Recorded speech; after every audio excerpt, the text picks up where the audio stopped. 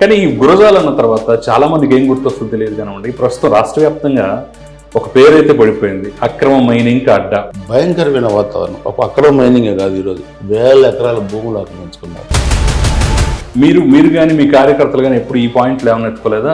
నువ్వు non local, ఇప్పుడు ఎందుకు గురజాలు వచ్చి దీని మీద పడుతున్నారని చెప్పేసి? చూడండి, మొన్న కామారెడ్డిలో బీజేపీ అభ్యర్థి నేను లోకల్, నేను గెలిస్తే నా వ్యక్తిగత మేనిఫెస్టో ఇది ఉంటుంది అంటే అక్కడ ప్రజలు ఏం చేశారు? కాసు మహేష్ రెడ్డి విషయంలో అతను ఒక చల్లని కాసు అని చెప్పేసి అలా తేలిగ్గా తీసి పారేస్తుంటారు. ఇప్పుడు ఆయన మీద ఇప్పటికీ స్టిల్ ఆరోపణ ఏంటంటే ఆదివారాలు వచ్చిపోతూ ఉంటాడు, మిగతా రోజులంతా హైదరాబాద్ రెస్ట్ తీసుకుంటాడని చెప్పేసి చెప్తూ ఉంటారు. మరి ఇంత చేసినా సరే మీ మీద 28,000 మెజారిటీతో ఎలా గెలవగలిగాడు? ఇప్పుడు నేనున్నాను, నేను గెలిచినా ఉన్న స్థానికుని, నాకు ప్రతి గ్రామాల్లో ప్రతి కార్యకర్త కుటుంబం ఏంటో తెలుసు. వాళ్ళని గురజాల్లో పెట్టి ఒక ప్రయోగం చేద్దామన్న డిస్కషన్ కూడా జరిగింది, రాబోతున్నారనే ఒక ప్రచారం అయితే మీడియా సర్కిల్స్లో ఉంది. ఒకవేళ అలాంటివే జరిగితే మరి పిన్నెల్లిని ఢీ కొట్టగలరు మీరు? పిన్నెల్లి నేను ఢీ కొట్టేదేంటి? నేను 94లో ఎమ్మెల్యేని. పల్నాడు ప్రాంతం అంటే ప్రధానంగా చాలామందికి గుర్తొచ్చేది ఏంటంటే కోడెల శివప్రసాద్. ఆయన మరణం ఖచ్చితంగా మీ పార్టీకి లోటే అనుకోవచ్చు, ఎందుకంటే ఒక పెద్ద దిక్కును కోల్పోయామన్న ఫీలింగ్లో చాలామంది ఆ రోజు ఆవేదన వ్యక్తం చేసి ఇప్పటికీ తలుచుకుంటూ ఉంటారు. ఆయన ఉన్నారు, కానీ అన్ని చాలా మానసికంగా వేధించారు. ఎలపత్రిని శ్రేణి పక్కన ఉంటే ఏదో ఒక రోజు అధికారం పోతే ప్రత్యర్థులు దాడి చేస్తారు, చంపేస్తారన్న భయం లేదా? తోట చంద్రయ్య అని ఒక బీసీ నాయకుడు, గొంతు ఆయన్ని నడి బజార్లో ఫోటోలు కూడా ఉన్నాయి. నడి బజార్లో గొంతు కోస్తా, అరే నువ్వు జై జగన్ అందరూ వదిలేస్తా ఉన్నారు అని జై చంద్రబాబు అని చనిపోయాడు గొంతుకు వస్తే. నిన్ననే మాచర్లలో దుర్గారావు అనే వ్యక్తి మత్స్య కార్మికుడు, పేదవాడు, పార్టీ మారనన్నాడు. అంతమంది చంద్రయ్య రేపు 48,000 50,000తో మళ్ళీ ఎర్రపల్లి శ్రీనివాసరావు గెలవబోతున్నాడు గురజాల నియోజకవర్గం. నేను కూడా గురజాల నియోజకవర్గానికి వ్యక్తిగతంగా ఒక మేనిఫెస్టో పెట్టబోతున్నాను. ఓకే, ఆ మేనిఫెస్టో కూడా. నమస్తే, వెల్కమ్ టు ఆదాన్. ఇవాళ నా స్పెషల్ గెస్ట్ గురజాల మాజీ ఎమ్మెల్యే ఎర్రపతినేని శ్రీనివాసరావు. నమస్తే శ్రీనివాసరావు గారు. నమస్కారం అండి. శ్రీనివాసరావు గారు, ప్రధానంగా రాజకీయాల గురించి మనం మాట్లాడే ముందు అసలు 2019 తర్వాత మీరు మీ పార్టీ ఎదుర్కొన్నటువంటి సంక్షోభం దగ్గర నుంచి మొదలు పెడతాం. ఎందుకంటే ఎక్కడా లేని విధంగా, బహుశా భారతదేశంలోనే ఇలాంటి పరిస్థితులు ఎక్కడా లేవు. ఒక పార్టీ గెలిచి అధికారంలోకి వచ్చిన తర్వాత మరో పార్టీ మీద పెద్ద ఎత్తున దమనకాండ, ఆఖరికి తెలుగుదేశం పార్టీ ఏదో వరద బాధితుల్ని, ప్రకృతి విపత్తుల బాధితుల్ని కాపాడుకున్నట్టుగా తమ కార్యకర్తలను క్యాంపులు పెట్టుకుని మరి కాపాడుకోవాల్సిన పరిస్థితి అయితే పల్నాడులో మేము చూసాం, మా కడతో మేము చూసాం, మీరు ప్రత్యక్షంగా అనిపించారు. ఒక్కసారి దాని గురించి మాట్లాడదు, ఎందుకు అలాంటి పరిస్థితి ఆ రోజు పల్నాడులో ఏర్పడిందంటారు? అంటే పల్నాడుతో పాటుగా రాష్ట్రం మొత్తం కూడా 2019లో జగన్మోహన్ రెడ్డి ముఖ్యమంత్రి అయిన తర్వాత ఒక ప్రత్యేకమైన పరిస్థితులు రాష్ట్రంలో ఏర్పడ్డాయి. అంటే గతంలో ఉమ్మడి ఆంధ్రప్రదేశ్లో కూడా మనం చూస్తే కాంగ్రెస్ పార్టీ అధికారంలో ఉన్నప్పుడు కూడా కొన్ని సంఘటనలు జరిగినాయి. ఇప్పుడు మీరు రాయలసీమ తీసుకోండి, రాయలసీమలో 89-94 మధ్య కొన్ని సంఘటనలు జరిగినాయి. దాని తర్వాత 2004లో రాజశేఖర రెడ్డి ముఖ్యమంత్రి అయిన తర్వాత పరిటాల రవి గారి హత్య కానీ ఇవన్నీ చాలా జరిగినాయి. సో ఆ ముఖ్యమంత్రులు ఉన్నప్పుడు కొన్ని సంఘటనలు జరిగినా తెలుగుదేశం పార్టీ ఫేస్ చేసింది చాలా. బట్ ఇక్కడ 2019 ఒక ఫ్యాక్షనిస్టు, ఒక సైకో మనస్తత్వం కలిగిన వ్యక్తి ముఖ్యమంత్రి అయితే రాష్ట్రంలో ఎలాంటి పరిస్థితులు వస్తాయని మేము ఊహించామో అలాంటి పరిస్థితులు ఇక్కడ వచ్చినాయి. అంటే డెమోక్రసీలో ఈరోజు పార్టీలు అధికారాలకు వస్తూ ఉంటాయి, అధికారాలకు పోతూ ఉంటాయి, ముఖ్యమంత్రులు కూడా మారుతూ ఉంటారు. కానీ ఒక వ్యక్తి నాకు 151 సీట్లు నాకు వచ్చినాయి, ఇంకా ప్రసిద్ధ పార్టీలు ఆంధ్రప్రదేశ్ రాష్ట్రంలో ఉండకూడదు అని అనుకున్నప్పుడు దమనకాండ అక్కడ స్టార్ట్ అయింది. భయం ఎలా ఉందో చూపించాలి, మేము మా అధికారం ఎలా ఉందో చూపించాలనుకున్నప్పుడు దాన్ని తట్టుకోవడం అనేది ఒక దశలో కొంత ఇబ్బందికరంగా అనిపించింది తెలుగుదేశం పార్టీకి. కానీ తెలుగుదేశం పార్టీ 40 సంవత్సరాల సుదీర్ఘమైన చరిత్ర కలిగిన పార్టీ, ఈ పార్టీని లేకుండా చేయటము, పార్టీ నాయకులు లేకుండా చేయటము అది కష్టసాధ్యం అన్నది జగన్మోహన్ రెడ్డికి తర్వాత తెలిసి వచ్చింది. సో జైలుకి పోయారు, ఆస్తులు ధ్వంసం చేశారు, మనుషులు చంపేశారు, అత్యాచారాలు చేశారు. చాలా ఒక భయంకరమైన వాతావరణం ఎదుర్కొంది తెలుగుదేశం పార్టీ ఆంధ్రప్రదేశ్ రాష్ట్రంలో. సో ఇవన్నీ కూడా ఎదుర్కొని ఈరోజు మరలా చంద్రబాబు గారి నాయకత్వంలో, అదేవిధంగా లోకేష్ బాబు గారు కూడా యువగళం పాదయాత్ర ద్వారా తెలుగుదేశం పార్టీని మరలా నూతన ఉత్సాహానికి తీసుకొచ్చి ఈరోజు మరలా ఎన్నికలకి డి అనే పరిస్థితికి వచ్చి రేపు ఇప్పుడు తెలుగుదేశంతో పాటు జనసేన పార్టీ కూడా అధికారంలోకి రావడానికి తోడైంది. రెండు పార్టీలు కలిస్తే సునామీ. వైసీపీ పార్టీకి నేను ఒకటే చెప్తున్నాను, 94లో కాంగ్రెస్ పార్టీ ప్రధాన ప్రతిపక్ష హోదా ఎట్లా రాలేదో రేపు వైసీపీ పార్టీ కూడా ప్రధాన ప్రతిపక్ష హోదా రాదు. అతిగా ఊహించుకొని ప్రత్యర్థి పార్టీలు లేకుండా చేయాలని, ప్రత్యర్థి పార్టీ నాయకులు లేకుండా చేయాలని జైల్లో పెట్టి చంపిస్తే ప్రకృతి పగబట్టింది ఈ జగన్మోహన్ రెడ్డి మీద. సో ఇతనికి మొదటిసారి ముఖ్యమంత్రి ఇదే, చివరిసారి ముఖ్యమంత్రి ఇదే. మీరు ఒకటే నేను మరలా చెప్తాను మీ ఇంటర్వ్యూలో, ఈరోజు ఆంధ్రప్రదేశ్ రాష్ట్రం 20 సంవత్సరాల వెనుక్కుపోయింది. 10 లక్షల కోట్ల అప్పు తెచ్చి ఆ అప్పులు ఏం చేశారో కూడా తెలియని పరిస్థితుల్లో రాజధాని అనే రాష్ట్రంగా తయారు చేశారు.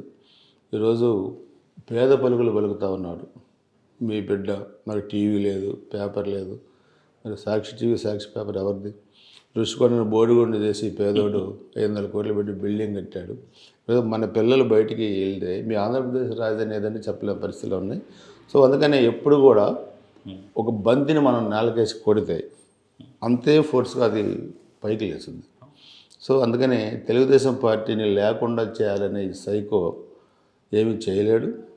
అంతకంతకి తెలుగుదేశం పార్టీ కార్యకర్తలు ఈరోజు ధైర్యంగా బయటకు వచ్చారు. వచ్చే ఎన్నికల్లో ఈ వైసీపీ పార్టీని సమాధి చేయటమే ధ్యేయంగా తెలుగుదేశం పార్టీ కార్యకర్తలు పనిచేస్తారు. మీరు మీ జీవితంలో ఎదుర్కొన్న క్లిష్ట సమస్య సందర్భం ఉంటే అదే అనుకోవచ్చు అంటారా?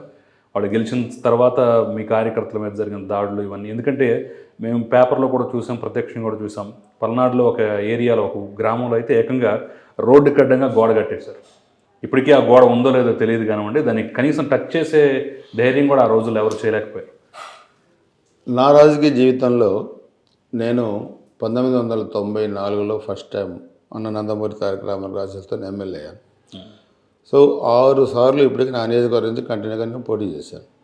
94, 2004 తెలుగుదేశం పార్టీ అధికారంలో ఉన్నప్పుడు అప్పుడు 17 ఫ్యాక్షన్ గ్రామాలు ఉన్నాయి గురజాల నియోజకవర్గంలో. వాటన్నింటినీ రాజీ చేశాను. నేను కూడా ఒక మంచికల్లని ఒక ఫ్యాక్షన్ గ్రామం నుంచి వచ్చాను పల్నాడులో. ఫ్యాక్షన్ ఏంటి నాకు తెలుసు. అంటే మనుషుల్ని చంపుకోవటం, తర్వాత లేకపోతే జైలుకి వెళ్తే మహిళలు వ్యవసాయం చేసుకొని పిల్లల్ని కూడా చదివించుకోకుండా వాళ్ళని కూడా వ్యవసాయం తీసుకెళ్లే పరిస్థితి నేను చూశాను. నేను ఒకటే ఆలోచించాను, మనుషులను చంపుకునే విధానం దేనికి వచ్చింది? ఆధిపత్య పోరా, కుల పోరా, పార్టీలు పోరా? ఎందుకు దీన్ని మన రూపుమాపకూడదని నేను ఆ రోజు ఎమ్మెల్యే అయిన తర్వాత నడుము బిగించి అన్ని రాజీ పెట్టాను.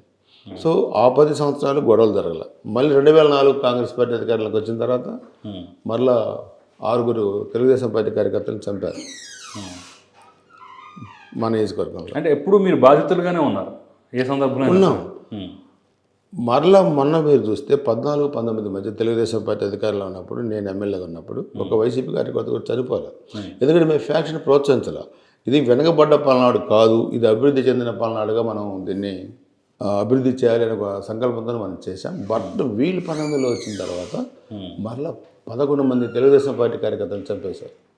11 మంది చనిపోయారు గురజాల నియోజకవర్గంలో. కానీ ఇప్పటికీ ఇంత జరుగుతున్నా సరే మీ పక్కన ఆ అభిమానంతో ఆ ప్రజా సమూహం అలాగే ఏ విధంగా కొనసాగలుగుతుంది? అంటే నీకు పల్నాడు ఎరపత్రిని శ్రేణి పక్కన ఉంటే ఏదో ఒక రోజు అధికారం పోతే ప్రత్యర్థులు దాడి చేస్తారు, చంపేస్తారన్న భయం లేదా? నేను అందుకనే చెప్తున్నాను, ఇక్కడ పల్నాడులో ఏమంటే మనం చనిపోతున్నాము అని తెలిసిన, ఇప్పుడు మీకు మాజల్ నియోజకవర్గంలో తోట చంద్రయ్య అని ఒక బీసీ నాయకుడు, గొంతు ఆయన్ని నడి బజార్లో ఫోటోలు కూడా ఉన్నాయి. నడి బజార్లో గొంతు కోస్తా, అరే నువ్వు జై జగన్ అందరూ వదిలేస్తా ఉన్నారు. అరే మీరు ఎట్లా నన్ను చంపేస్తారు, మీ జగన్ నేను ఎందుకు అనాలా అని జై చంద్రబాబు అని చనిపోయాడు గొంతుకు వస్తే. అంటే మనిషి చనిపోతున్న పార్టీని వదిలిపెట్టకుండా ఉండే కార్యకర్తలు పల్నాడులో ఉన్నారు. అదే ఒక బీసీ కార్యకర్త మారుమూల ప్రాంతంలో చనిపోతే చంద్రబాబు నాయుడు గారు అంత ఉన్నతమైన వ్యక్తి వచ్చి ఆ వ్యక్తి పాడు మోసి ఆ కార్యకర్తలకు ఉన్న విలువ చాటి ఆ కుటుంబానికి 25 లక్షల రూపాయలు ఆర్థిక సాయం చేశారు. సో ఇక్కడ కూడా కాళ్ళు నరికిన, చేతులు నరికిన, గొంతులు కోసిన, ఆస్తులు ధ్వంసం చేసిన, ఇక్కడ కమిట్మెంట్ ఉంటుంది కార్యకర్తల్లో. దీన్ని మాకు ఆస్తులు పోతున్నాయో ప్రాణాలు పోతున్నాయో కొడుతున్నారో అని ఆలోచించరు. ఓకే, ఈరోజు నీ రాజ్యం ఉంది కాబట్టి కొట్టావు, నా రాజ్యం వచ్చినప్పుడు నేను కూడా నా అధికారం ఏంటో చూపిస్తాననే ఒక దశ ఈరోజు కార్యకర్తలు వచ్చారు. గతంలో లేదు. అంటే రాజకీయాలు ఏమైందంటే మంచితనం కూడా చేతకంతనంగా మారకూడదు. మనం మంచితనాన్ని వద్దు అనుకున్నాం అనుకో, వాడు ఏమనుకుంటారు, అవతల చేతకంతనం అనుకుంటాడు. సో నేను కూడా ఫ్యాక్షన్ వద్దు వద్దు వద్దు, మీరు కూడా బతకండి, పిల్లలు చదివించుకోండి, వ్యాపారాలు చేసుకోండి, వ్యవసాయం చేసుకోండి, ఒక ఉన్నతమైన స్థానంలో పిల్లల్ని నిలబెట్టండి. కానీ ఈ ఫ్యాక్షన్ ఎవరి కోసం? రాజకీయాల కోసం మనుషులు చంపాలా, డబ్బుల సంపాదన కోసం మనుషులు చంపాలా? ఇది కరెక్ట్ కాదని నేను వైసీపీ వాళ్ళు కూడా చెప్పాను. కొంతమంది విన్నారు, కొంతమంది మూర్ఖంగా వెళ్ళారు. సరే, మూర్ఖంగా వెళ్ళినారు, చట్టపరంగా వాళ్ళ మీద రేపు చర్యలు ఉంటాయి. దానికి సహకరించిన పోలీసుల మీద కూడా చట్టపరంగా చర్యలు తీసుకుంటాం. దీంట్లో ఎవరిని కూడా, చట్టానికి ఎవరు అతిథులు కాదు. అందుకనే జగన్మోహన్ రెడ్డి ఆంధ్రప్రదేశ్లో రాజారెడ్డి రాజ్యాంగాన్ని అమలుపరచాలంటే కుదరదు.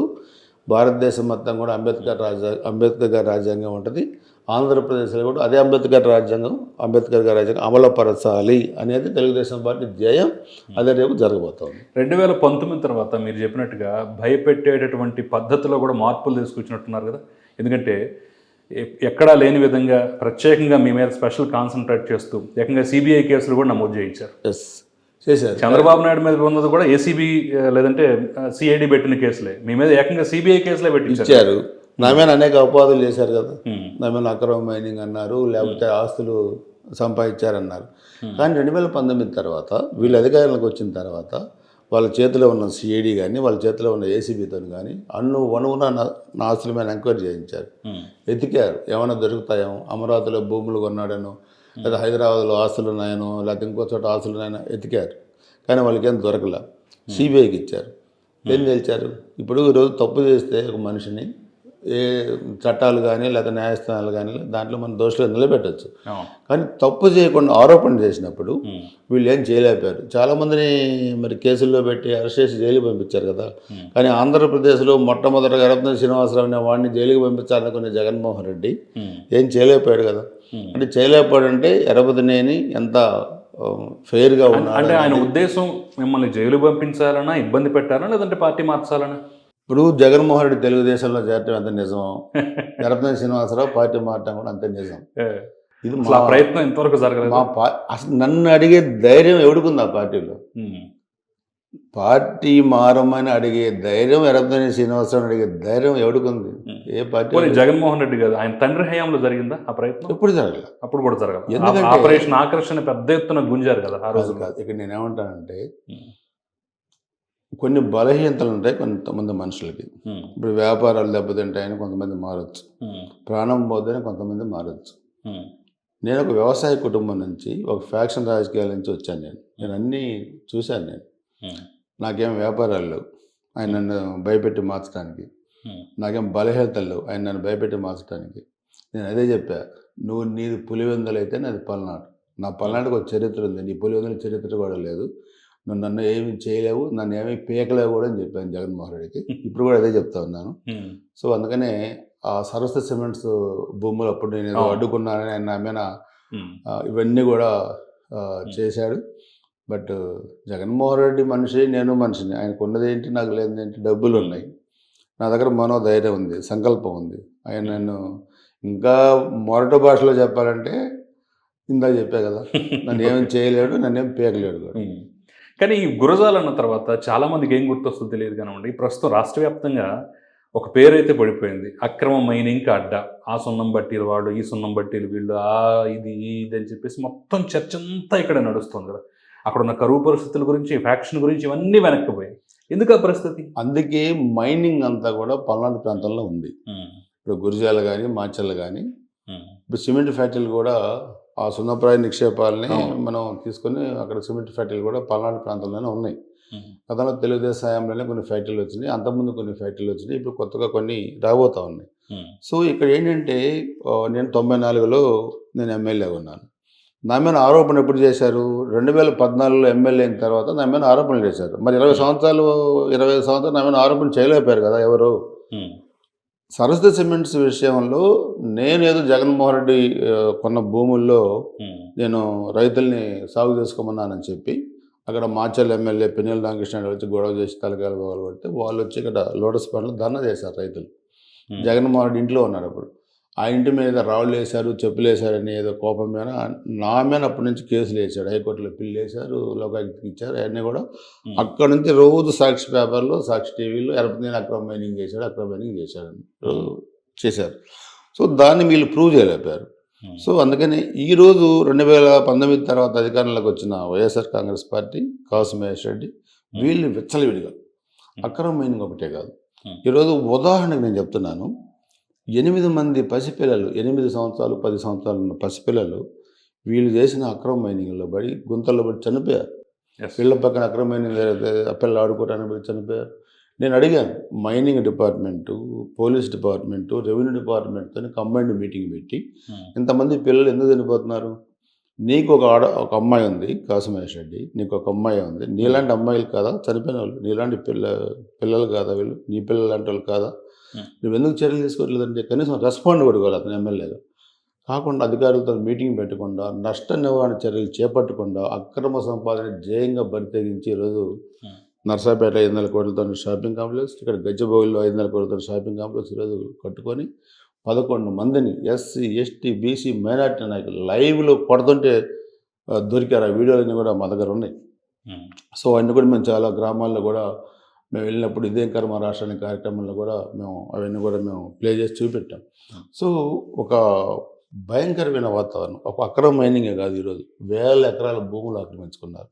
తెలంగాణ మధ్య అమ్మారు, పేకాట క్లబ్బులు పెట్టారు, దొంగ నోట్లు తయారు చేశారు, బియ్యం అమ్మారు, గుట్కాలు అమ్మారు, మట్టి అమ్మారు, ఇసుక అమ్మారు. గాలి నీళ్ళు వదిలిపెట్టకుండా ఈరోజు దోపిడీ చేసే పరిస్థితికి ఈరోజు గురజాల నియోజకవర్గం, పక్కన మాచల్ నియోజకవర్గం, అసలు రాష్ట్రం అంతా మాఫియా రాజ్యం అన్నమాట. పిల్లలకు ఉద్యోగాలు కానీ ఏజెన్సీ నుంచి వచ్చిన గంజాయి, ఈరోజు గంజాయి ఆంధ్రప్రదేశ్గా తయారు చేసి పిల్లలకి ఉద్యోగాల బదులు గంజాయి నేర్పించారు. ఎన్ని యూనివర్సిటీల్లో గంజాయి అమ్ముతున్నారు, ఎన్ని కాలేజీల్లో గంజాయి అమ్ముతున్నారు. చాలా భయంకరమైన పరిస్థితులు రాష్ట్రంలో ఉన్నాయి. అది ఇంకా పల్నాడులో అవి ఎక్కువ ఉన్నాయి. సో అందుకని అందిన కాడికి దోచుకోవటం, సంపాదించుకోవటం, ఇది వైసీపీ జయంగా కూడా కనపడతా ఉంది. మీరు అన్నట్టుగా అక్రమ మైనింగ్ కూడా అదే. మీ నియోజకవర్గంలో మీ అభిమానులు కానివ్వండి, లేదంటే మీ కార్యకర్తలు కానీ ఎవరైనా కానివ్వండి, కొంతమంది కాసు మహేష్ రెడ్డి విషయంలో అతను ఒక చల్లని కాసు అని చెప్పేసి అలా తేలిగ్గా తీసి పారేస్తున్నారు. కానీ ఎందుకని 2014 నుంచి 19 వరకు మీరు ఎంత డెవలప్ చేసినా, మీరు ఎంత ప్రజలకు అందుబాటులో ఉన్న ఆయన మీద ఇప్పటికీ స్టిల్ ఆరోపణ ఏంటంటే ఆదివారాలు వచ్చిపోతూ ఉంటాడు, మిగతా రోజులంతా హైదరాబాద్లో రెస్ట్ తీసుకుంటాడని చెప్పేసి చెప్తూ ఉంటారు. మరి ఇంత చేసినా సరే మీ మీద 28,000 మెజార్టీతో ఎలా గెలవగలిగాడు? నేను అనేది కూడా అదే. ఇప్పుడు చంద్రబాబు నాయుడు గారు చేసిన అభివృద్ధి 14-19 మధ్య జగన్మోహన్ రెడ్డి చేయగలుగుతాడా? అంటే చంద్రబాబు నాయుడు గారికి జగన్మోహన్ రెడ్డి గారికి ఏమైనా పోలికుందా? ఇప్పుడు రాజశేఖర రెడ్డి గారు, చంద్రబాబు నాయుడు గారు రాజకీయాల్లో సమకాలికలు. సో ఇతను ఒక ఫ్యాక్షన్ మనస్తత్వం, ఒక సైకో మనస్తత్వం. అంటే ప్రజలు ఏమి ఆశించి వాళ్ళకి 151 స్థానాలు ఇచ్చారు? అంటే చంద్రబాబు నాయుడు గారు ఏం చేయలేదు, మీరు ఆలోచించండి. సో ఇక్కడ కూడా ఎరపతినేని శ్రీనివాసరావు అనే వ్యక్తి దాదాపు 3,000 కోట్లు తెచ్చి అనేక అభివృద్ధి కార్యక్రమాలు చేశాడు. కానీ రాష్ట్రంలో ఉన్న ప్రత్యేక పరిస్థితుల దృష్ట్యా ఎక్కడ కూడా గురిజాల్లో ఎక్కువ తేడాతోనే ఓడిపోవాల్సి వచ్చింది. సో అందుకని నేను ఇందాక మేము చెప్పాను, గోడకి కొట్టిన బంతి కానీ, నేలకేసి కొట్టిన బంతి కానీ ఎంత స్పీడ్గా పైకి లేస్తుందో మళ్ళీ 5 ఏళ్లలో మళ్ళీ ఎరపతినేని శ్రీనివాసరావు అనే వ్యక్తి, ఆయన వ్యక్తిత్వం ఏంటో గురిజాల ప్రజలు తెలుసుకున్నారు. మొన్న 28,000, రేపు 45,000, 50,000తో మళ్ళీ ఎరపతినేని శ్రీనివాసరావు గెలవబోతున్నాడు గురిజాల నియోజకవర్గంలో. ఎందుకంటే ఇప్పటిదాకా అన్ని రికార్డులు నాయే ఉన్నాయి. 94, 24తో గెలిచాము, 9 130తో ఓడిపోయాము, 6 సార్లు పోటీ చేసింది నేనే, రేపు 7వ పోటీ చేసేది నేనే. సో నా రికార్డుని ఎవరు చెరిపోయలేరు పల్నాడు రాజకీయాల్లో. సో అందుకనే ఆ రికార్డుని మొన్న వచ్చిన కాసు మహేష్కి వచ్చిన మెజార్టీని దాన్ని తుడిపేసి దానికి డబుల్ మెజార్టీతో రేపు నేను మళ్ళీ గెలవబోతున్నాను. కాసు మహేష్ రెడ్డి ఆయన పిడుగురాళ్ల మండలంలో నేను చాలా అభివృద్ధి చేస్తాను, మెడికల్ కాలేజ్ తీసుకొచ్చాను, మెడికల్ కాలేజ్ వల్ల గణనీయమైన అభివృద్ధి జరుగుతోంది, చూడండి ఈ అభివృద్ధి అంటే ఇది, దీంతో నేను గెలిచేస్తానని చెప్పేసి చెప్తున్న పరిస్థితి కల్పిస్తోంది. అంటే మీరేమంటున్నారు, మీ నాయకులు ఏమంటున్నారు, ఒక్క మండలం అన్నా మిగతా 3 మండలాలు ఏమైపోయాయని చెప్పేసి ఒక కౌంటర్ చేస్తున్నారు. సరే జరిగిన అభివృద్ధి ఏదో జరిగింది కదా చూడండి అని చెప్పేసి వాళ్ళు అంటున్నారు. ఏం చెప్తారు దీన్ని? మెడికల్ కాలేజ్ అనేది తెలుగుదేశం ప్రభుత్వ హయాంలోనే ఆ రోజు కేంద్ర ప్రభుత్వం ప్రతిపాదనలు పంపాం. వెనకబడ్డ ప్రాంతాలకి ఆ రోజు ఇండియా విడిగా కొన్ని మెడికల్ కాలేజీలు కేంద్ర ప్రభుత్వం శాంక్షన్ చేసింది. ఈలోపు నోటిఫికేషన్ వచ్చి ఇక్కడ ప్రభుత్వం మారింది. సో దాంట్లో 80% నిధులు కేంద్ర ప్రభుత్వాన్ని మెడికల్ కాలేజీలు, 20% నిధులు మాత్రమే రాష్ట్ర ప్రభుత్వాన్ని. ఇంతవరకు ఆ మెడికల్ కాలేజీల్లో కేంద్ర ప్రభుత్వ నిధులతోనే దాన్ని కడుతున్నారు తప్పితే 20% నిధులు రాష్ట్ర ప్రభుత్వం నుంచి ఇంతవరకు రిలీజ్ చేయలే ఫండ్స్ని. సో అక్కడ కేంద్ర ప్రభుత్వ నిధులు మా నిధులుగా చెప్పుకుంటే ఒక మెడికల్ కాలేజీ వల్ల అక్కడ దాన్ని ఏం చేశారు వీళ్ళు, ఆ మెడికల్ కాలేజీని అడ్డాగా చేసుకొని రియల్ ఎస్టేట్ డెవలప్ చేసుకొని వాళ్ళ దగ్గర నుంచి డబ్బులు తీసుకున్నాడు దాన్ని. సో దానివల్ల సామాన్యుడికి రేపు ఏం ఉపయోగం జరుగుతుంది అనేది కట్టి రేపు దానికి ప్రారంభోత్సవం జరిగిన తర్వాత అది ఇంకా 2 years దాన్ని కడితే కానీ ఇంకా కంప్లీట్ కాదు అది. సో వచ్చిన తర్వాత దాంట్లో ఎంతవరకు మేలు జరుగుద్ది అనేది మనం అప్పుడు చూద్దాం.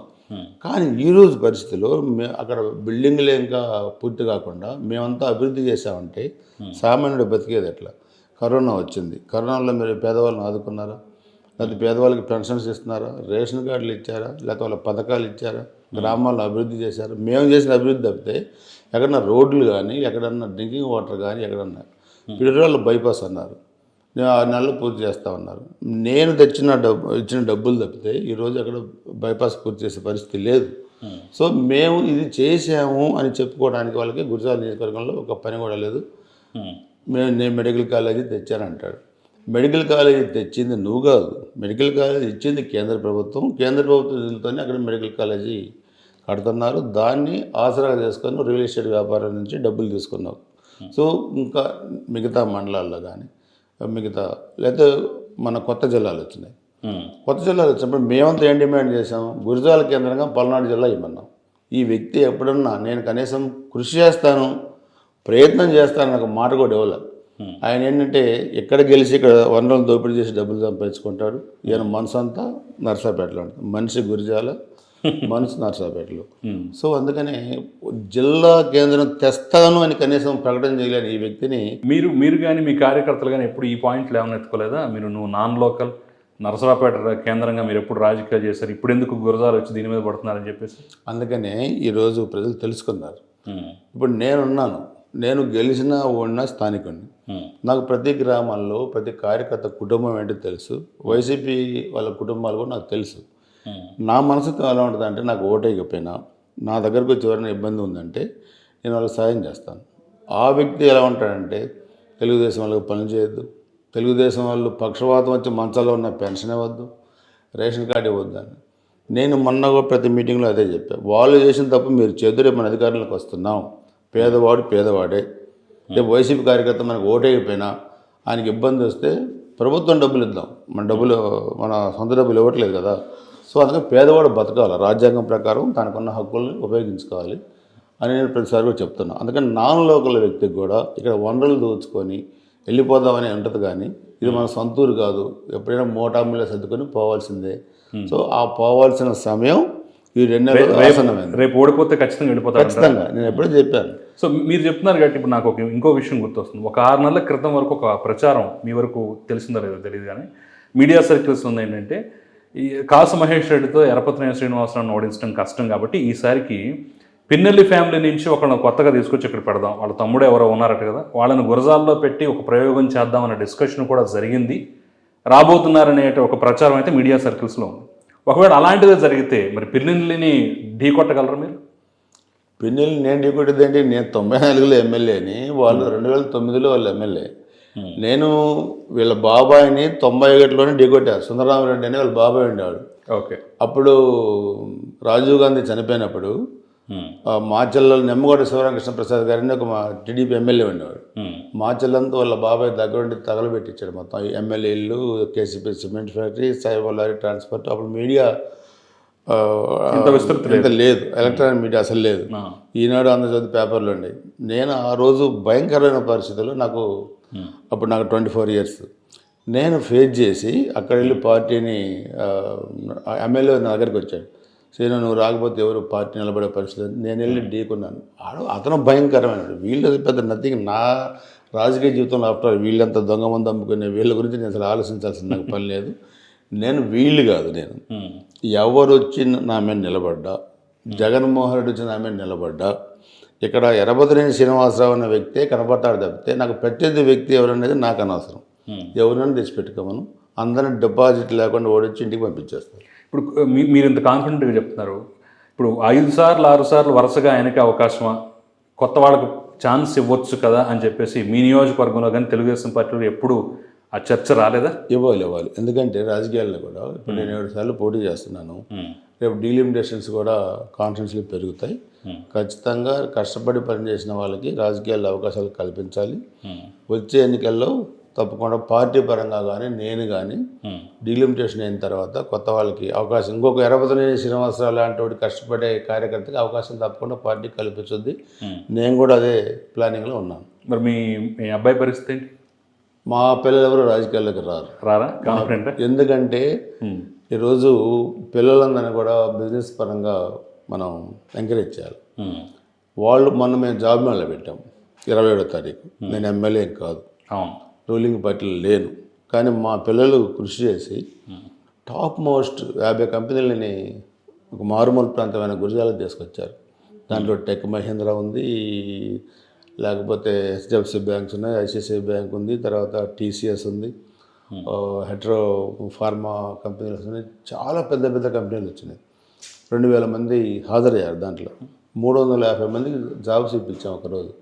సో అలాంటి కంపెనీలు స్థాపించే దాంట్లో రేపు మా పిల్లలు ఉండాలి.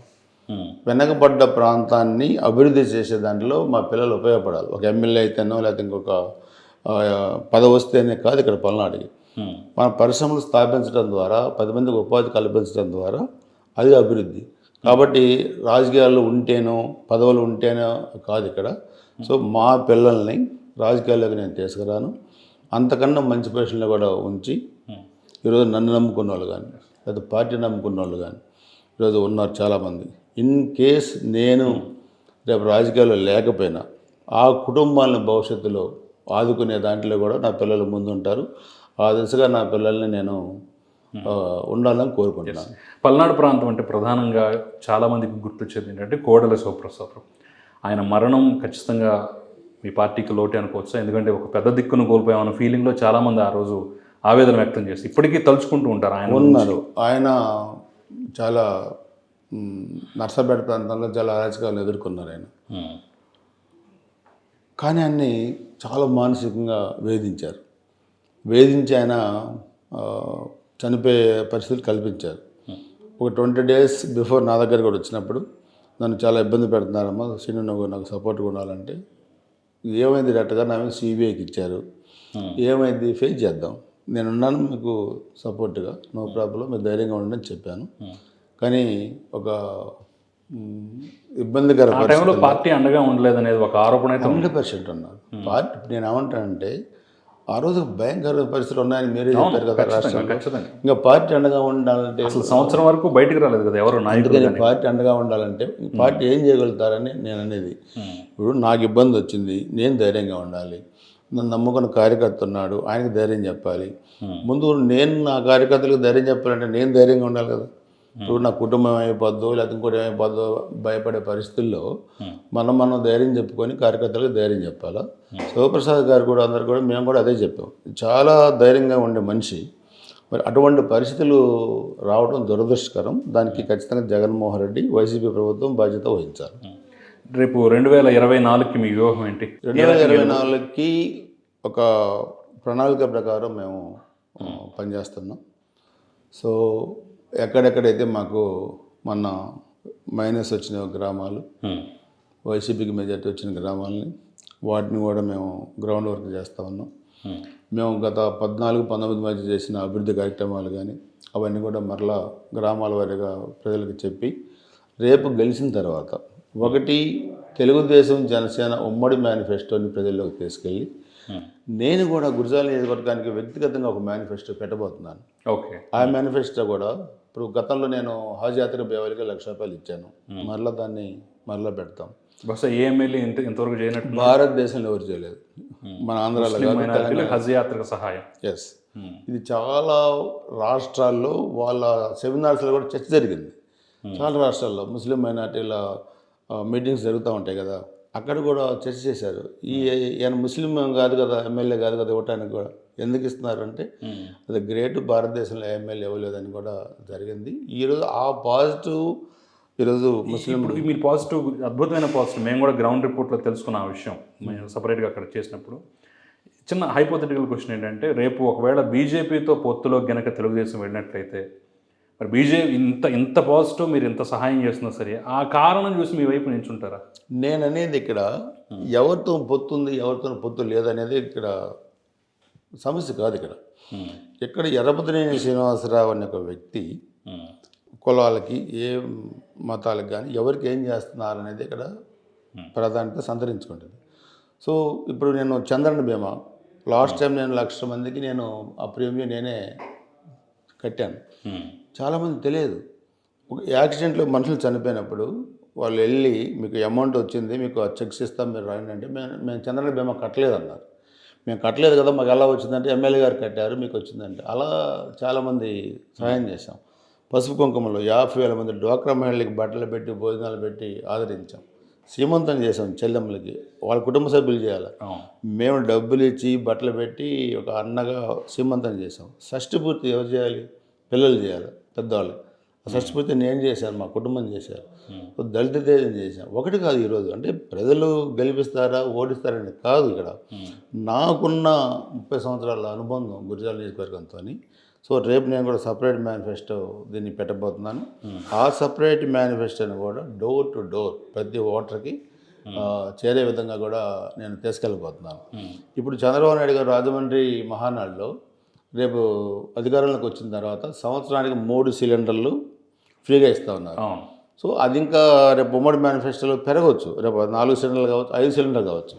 బట్ నేను మహాశక్తి ప్రోగ్రాంలో 6 నెలల క్రితం నేను కూడా ఒకటి అనౌన్స్ చేశాను గురిజాల నియోజకవర్గం. నా వచ్చే 5 years టెన్యూర్లో ప్రతి కుటుంబానికి ఒక గ్యాస్ సిలిండర్ ఉచితంగా ఇస్తానని చెప్పి నేను నా పర్సనల్ మేనిఫెస్టోలో నేను అనౌన్స్ చేశాను. అవి కాకుండా మీ సిలిండర్ అదనంగా ఉంటుంది. గవర్నమెంట్ ఇచ్చేది కాకుండా ప్రతి కుటుంబానికి నేను 5 సంవత్సరాల్లో ఒక సిలిండర్ అక్క చెల్లెమ్మలకి, వాళ్ళు ఉన్న వాళ్ళ లేని వాళ్ళ అనేది ప్రతి కుటుంబానికి ఇస్తానని అనౌన్స్ చేశాను. అది కూడా మా మేనిఫెస్టోలో పెట్టబోతా ఉన్నాం. ఇవన్నీ కూడా ప్రజల్లోకి తీసుకెళ్ళి, ఇందాక ముస్లిం మైనారిటీలకు చెప్పాం, కొంతమంది క్రిస్టియన్ అది కొనసాగిస్తారా మీరు? మేనిఫెస్టోలో పెడుతున్నారు. రేపు ఈ February 1st వీక్లో పెట్టి ఆ మేనిఫెస్టోని అనౌన్స్ చేసి దాన్ని క్యాలెండర్ రూపంలో తీసుకొచ్చి ఒకవైపు ఉమ్మడి మేనిఫెస్టో పెట్టి ఒకవైపు నా మేనిఫెస్టో పెట్టి మేము మన భవిష్యత్తు గ్యారెంటీ చేసాం. దాదాపు 64,000 65,000 ఇళ్లలో ప్రతి ఇంటికి కూడా ఆ క్యాలెండర్ ఇచ్చి దాన్ని గోడకి అంటించి ప్రతిరోజు ఆ ఇంట్లో వాళ్ళందరూ కూడా ఆ మేనిఫెస్టో చూసుకొని దాన్ని అమలుపరిచే విధంగా కూడా మేము చేయడానికి కూడా ఒక ప్లానింగ్ కూడా చేస్తూ ఉన్నాం. సో ఇవన్నీ కూడా మేనిఫెస్టో రూపంలో తీసుకొస్తాం. పబ్లిక్లో కూడా రీచబిలిటీ కూడా దాన్ని 100కి 100% వచ్చేటట్టు కూడా ప్లాన్ చేసుకుంటున్నాం. చంద్రబాబు గారితో మీ అనుబంధం మాకు తెలిసిందే, మరి నెక్స్ట్ జనరేషన్ లోకేష్ గారితో మీ అనుబంధం ఎలా ఉంటుంది? నాకు లోకేష్ గారితో కూడా మంచి అనుబంధం ఉంది. నాకు 3 తరాలు. అందుకే నేను August 8న యువగళం పబ్లిక్ మీటింగ్లో నేను చెప్పాను. ఆ రోజు 60,000 మంది వచ్చారు మా నియోజకవర్గంలో. టాప్ మోస్ట్ యువగళం మొత్తం పబ్లిక్ మీటింగ్ జరిగింది పిడుగురాళ్ళ గురిజాల నియోజకవర్గంలో. August 8 జరిగింది. సో అక్కడ కూడా నేను లోకేష్ గారి సమక్షంలో చెప్పాను, రాజకీయాల్లో 3 తరాలతోని కలిసి పనిచేసే అదృష్టం నాకు దేవుడు భగవంతుడు కల్పించాడు. 94లో ఎన్టీ రామారావు గారు సీట్ ఇచ్చి మన యువగళం పాదయాత్ర ఎక్కడైతే బహిరంగ సభ జరిగిందో 94లో నవంబర్ 28న ఎన్టీ రామారావు గారు గురిజాల ఎన్నికల ప్రచార సభకు వచ్చి అక్కడే ప్రసంగించాడు. ఎన్టీ రామారావు గారు ఫస్ట్ నాకు సీట్ ఇచ్చినప్పుడు నన్ను చైతన్య మీద కూర్చోబెట్టుకొని, తర్వాత మొన్న 2019 ఎన్నికలప్పుడు April 9 అంటే 11 పోలింగ్ అయితే 9న లాస్ట్ మీటింగు చంద్రబాబు నాయుడు గారు అదే ప్లేస్లో భారీ బహిరంగ సభ లాస్ట్ డే ప్రచారం ముగింపు రోజు అక్కడే బహిరంగ సభ పెట్టారు. మొన్న లోకేష్ బాబు గారు. అంటే 3 తరాలతోని నాకు ఒక అనుబంధం. దాదాపు రాజకీయాల్లో చాలా తక్కువ మందికి ఈ అవకాశం ఉంటుంది. కాబట్టి ఈరోజు లోకేష్ బాబు గారితో కూడా నాకు మంచి సంబంధాలు ఉన్నాయి. ఎందుకంటే నేను ఆ కుర్రోళ్ళలో చూసింది ఒక కష్టపడి పనిచేసే మనస్తత్వం, పెద్దవాళ్ళని కూడా గౌరవించే విధానం. ఈరోజు ఆ కుటుంబాన్ని ఇష్టారాజ్యంగా నోరు బారేసుకుంటే దాన్ని కసిగా మార్చుకొని యువగళం పాదయాత్ర చేసి ఈరోజు రాష్ట్రంలో తెలుగుదేశం పార్టీకి పునరుజ్జీవం మరలా కల్పించిన వ్యక్తి లోకేష్ బాబు గారు. స్టాన్ఫర్డ్ యూనివర్సిటీలో చదువుకున్న కింద కార్యకర్తలు ఏ విధంగా కష్టపడుతున్నారు, ఏ విధంగా ఇబ్బందులు పడుతున్నారు తెలుసుకొని ఈరోజు చంద్రబాబు నాయుడు గారు పడే కష్టానికి కానీ లేకపోతే ఆయనకున్న విజన్ కానీ ఈరోజు లోకేష్ బాబు గారు కూడా తోడై పార్టీని, ఇప్పుడు చంద్రబాబు గారు 40 సంవత్సరాలు పార్టీని కాపాడాడు, ఇంకో 40 సంవత్సరాలు లోకేష్ బాబు గారు కూడా పార్టీని కాపాడుతారు. అంత ఒక ఉన్నతమైన వ్యక్తిత్వం గల వ్యక్తి లోకేష్ బాబు గారు. ఇప్పుడు మీరు ఇంత కష్టపడుతున్నారు, ఇంత కాన్ఫిడెంట్గా ఉన్నారు, రేపు నెక్స్ట్ ఎలా గెలవాలనేది కూడా మంచి ప్రణాళికతో వెళ్తున్నారు. రేపు గెలిచి అధికారంలోకి వచ్చిన తర్వాత మళ్ళీ క్యాస్ట్ ఈక్వేషన్స్ అనో, మరో ఈక్వేషన్స్ అనో, లేకపోతే పొత్తి ఈక్వేషన్స్ అనో, మంత్రి పదవి దగ్గర మీకు మళ్ళీ అన్యాయం జరిగింది అనుకోండి పరిస్థితి. నేను ఏమంటానంటే 95లో మంత్రి పదవి వైస్రాహాడ్లో తీసుకోమంటే నాకు వద్దు, వేరే వాళ్ళకి ఏమన్నా. 99లో అదే జరిగింది. నేను మంత్రి పదవి అనేది నేను ఎప్పుడు అడగల. సారీ 2014 తర్వాత పునర్వ్యవస్థీకరణ సందర్భంగా మీరు ఆ యొక్క ప్రమాణ స్వీకార కార్యక్రమానికి అటెండ్ అయిన సందర్భంలో కూడా చాలామంది మిమ్మల్ని చూసి కన్నీళ్ళు పెట్టుకున్నారు. అరే వెనక రావాల్సిందే, ఇన్నిసార్లు అన్యాయం జరిగింది ఏంటంటే. కాదు అన్యాయం జరగల. చంద్రబాబు నాయుడు గారు నాకు ఇవ్వాలనుకుంటే నేను వద్దన్న వేరే వాళ్ళు చెప్తా, అదేంటి నన్ను అందరూ మంత్రి అడుగుతారు, నేను నిన్ను తీసుకోమంటే వేరే వాళ్ళ పేరు చెప్తామంటే, పదవులు నేను ఎప్పుడు ఆశించలేదు సార్. మీరు అంతకన్నా నాకు గౌరవం ఇచ్చారు. 2017లో మంత్రివర్గ పునర్వ్యవస్థీకరణ జరిగితే కొంతమందికి మంత్రులు రాలేదని, కొంతమంది టవర్లు ఎక్కారు, కొంతమంది మిద్దెలు ఎక్కారు, కొంతమంది రాజీనామా అన్నారు, కొంతమంది సొంత పార్టీ పెడతా ఉన్నారు. నేను ప్రెస్ ముందుకు వచ్చి ఎవరికి మంత్రి పదవులు ఇవ్వాలనేది ముఖ్యమంత్రి గారి ఇష్టం. పార్టీకి ఎవరు ఉపయోగపడతారో, ప్రభుత్వానికి ఎవరు ఉపయోగపడతారో వాళ్ళకి ఇస్తారు. మీరు ఇటువంటి పరిస్థితులు కల్పించి పార్టీకి ఇబ్బంది పెట్టద్దు, చంద్రబాబు గారికి ఇబ్బంది పెట్టద్దు అని నేను చెప్పాను. అరే ఈయనే మంత్రి పదవి రావాలని ఈయన కూడా అలిగి ఈయన కూడా ప్రెస్ మీట్ పెడతారని మేము అనుకుంటే, ఈయన ముందుకు వచ్చి ఈయన చంద్రబాబు గారికి అనుకూలంగా, పార్టీకి అనుకూలంగా మాట్లాడుతున్నాడు అని చాలామంది ముఖ్యమైన వేలేసుకున్నారు. లోకేష్ తీసుకెళ్ళాడు మిమ్మల్ని లోపలికి చేయబట్టుకుని మరి తీసుకెళ్ళాడు. నాకు గవర్నర్ గారు ఇద్దరు, సీఎం గారు ఇద్దరు వస్తామంటే ఆ రోజు గవర్నర్ గారికి నాకు పరిచయం చేశారు. మా ఎర్రపతినేని శ్రీనివాసరావు గురిజాల ఎమ్మెల్యే. నేను క్యాబినెట్లో తీసుకోవాల్సింది కానీ కొన్ని దీంట్లో తీసుకోలేకపోయానని. నేను లోకేష్ గారు కూడా అన్నారు, అన్న సారీ అన్న, నేను అడగలేదు కదా, దాని గురించి మీరెందుకు ఇదైతారు, నేను మీకు అంకిత భావం కలిగిన కార్యకర్తని పార్టీకి, అట్నే ఒక విధేయుడిని చంద్రబాబు గారి కుటుంబానికి. సో ఇక్కడ మంత్రి పదవి కన్నా అంతకన్నా ఎక్కువ గౌరవం నాకు ఇచ్చారు.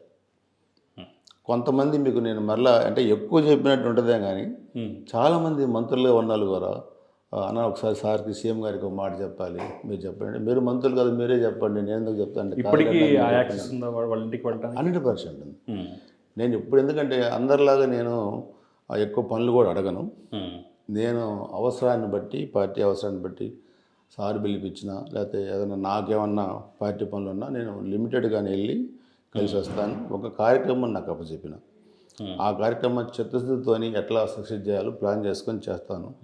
ఈరోజు చంద్రబాబు గారు కానీ, లోకేష్ బాబు గారు కానీ, ఎర్రపతినేని శ్రీనివాసరావు అంటే వాళ్ళకి ఒక క్రమశిక్షణ కలిగిన సైనికుడు అనే భావం ఆ కుటుంబంలో ఉంది. ఆ కుటుంబానికి నేను ఒక వేరే విధేయుడిని, క్రమశిక్షణ కలిగిన కార్యకర్తని. సో ఫైనల్గా చెప్పండి, 2024 ఎలక్షన్స్లో మీ పల్నాడు జిల్లాలో ఎన్ని సీట్లు వచ్చే అవకాశం ఉందంటారు తెలుగుదేశానికి?